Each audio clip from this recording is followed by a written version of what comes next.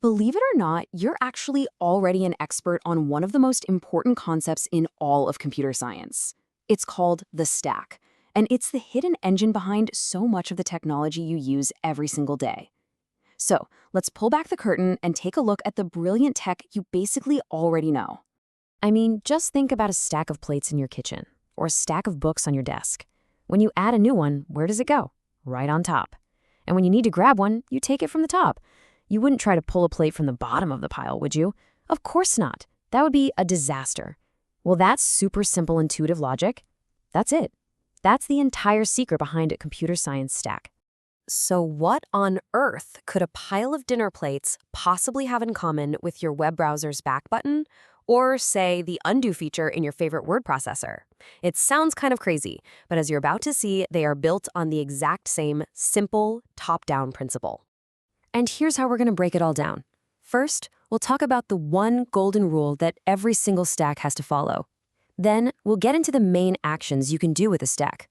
After that, we'll peek under the hood at how they're built, find them out in the wild, and finally, we'll connect the dots on why this simple little idea is such a huge deal.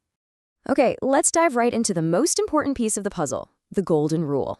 Seriously, if you get this one idea, everything else is going to click into place. I promise.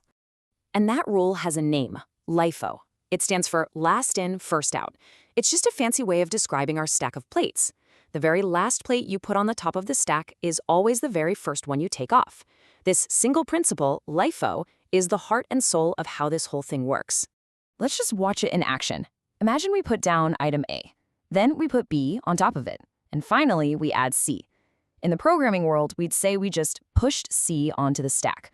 So now C is sitting at the top. If we decide we want to get back down to B, there's no shortcut. We have to take C off first. We have to pop it. The last one in, C, has to be the first one out. Simple as that. See, we've already been using the official terminology, so let's just make it official. Every stack you'll ever encounter has a few basic commands or operations that let you work with it. And here are the big ones. You've got push, which, as we saw, adds something to the top. Then you've got pop, which takes that top thing off. Now, peek is a really handy one. It lets you just look at what's on top without actually removing it. And finally, you've got is empty, which is just a simple little question. Hey, is there anything in here at all? So let's watch a quick walkthrough. We start with a totally empty stack. First, we push 10. Bam, it's at the top. Next, we push 20. It lands right on top of the 10, so now 20 is our new top.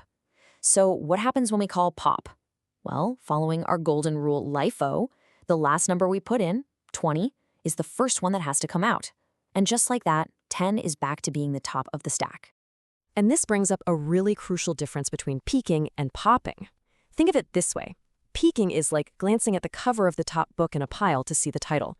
You see what's there, but the pile itself is exactly the same afterwards. Popping, on the other hand, is like physically taking that top book off the pile. That's why we call it a destructive operation, not because it's bad, but because it actually changes the stack. Okay, so we know the rules, we know the lingo. Now let's take a quick look under the hood.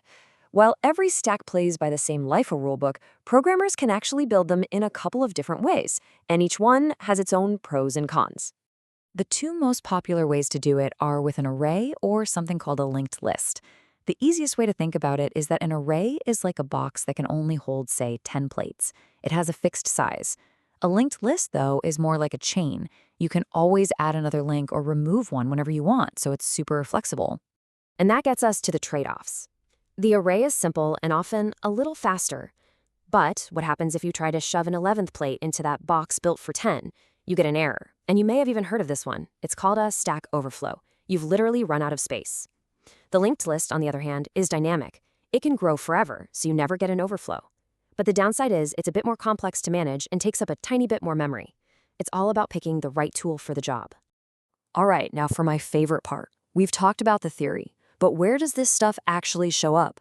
This is where we connect the dots between this abstract idea and the software you use every single day. Stacks are truly the unsung heroes working behind the scenes. They're used for all sorts of things like reversing a word or managing how different parts of a program talk to each other. But the most recognizable example, the one we can all relate to, is the magic undo button. Let's dig into that one. Come on, we've all done it a million times. You're typing away, you make a typo, and without even thinking, your fingers hit that magic combination, Control Z. And poof, the mistake is gone. Well, guess what? That's not magic. That's a stack doing its job perfectly. So here's what's happening. Let's say you're trying to type the words quality education. As you type, the program is quietly taking each action, typing quality, then adding ed, then adding cation, and it's pushing each of those actions, one by one, onto a hidden stack that we'll call the undo stack. So when you hit undo, all the program does is perform a simple pop. It takes the very last thing you did, in this case adding cation, and pops it right off the stack, reversing the action. And here's the really clever bit. As it pops it from the undo stack, it often pushes that same action onto a second stack, the redo stack. That way, if you hit Control Y to redo, it just pops from that stack and puts it right back. It's so simple, but so incredibly powerful. Okay, let's zoom out and bring this all home. We've seen what a stack is and how it works, but why is this one simple idea so important to understand? Well, here are the big takeaways. First, it all comes back to that one dead simple rule, last in, first out. Second, that simple rule makes incredibly complex features like undo and redo feel effortless and magical. It's one of the absolute cornerstones of computer science, and honestly, understanding it is a huge step toward demystifying the software that literally runs our world. You know, stacks are just a perfect example of how a very simple, very restrictive rule can be the foundation for beautifully complex and useful systems.